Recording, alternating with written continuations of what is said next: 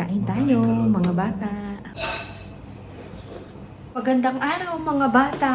It's your girl, Yala Bata. For today's video ay magluluto kami ng fish fillet. No, not fish fillet.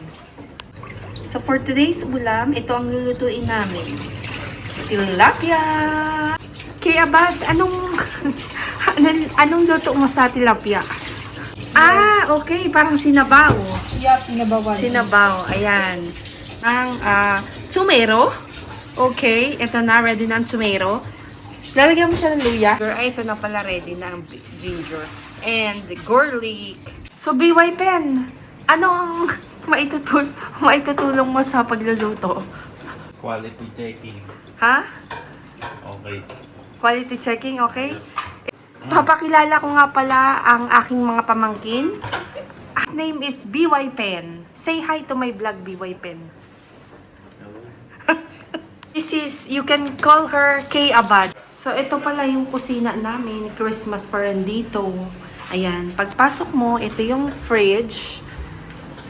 Dito kami nag-chop-chop ng mga lulutuin namin. And then, ito yung zinc. Tapos, ito yung kalan.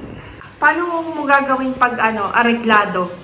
Paano ang ng areglado? Areglado. Yung pag tinawag 1, 2, 3, go!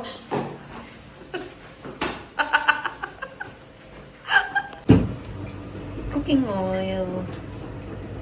Ano yung ilalagay naming gulay? Then may sili. So mga bata, wala kaming ilaw. Napundi yung ilaw namin. So dito madilim. Tingnan natin kung anong update na nanluto ni Ate Kay Abad.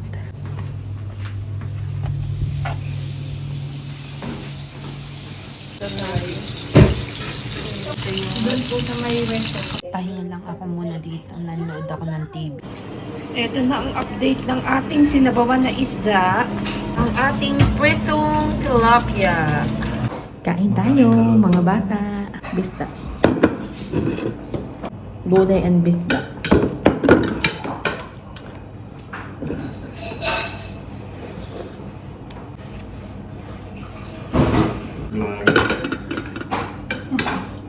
Lupet. Harap. Sarap. Kaya ba? Ang init. Init. Pangtoko.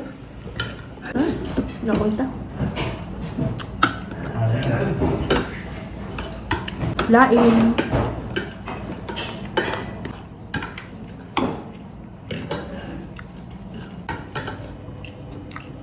So that's all for today's video, mga bata.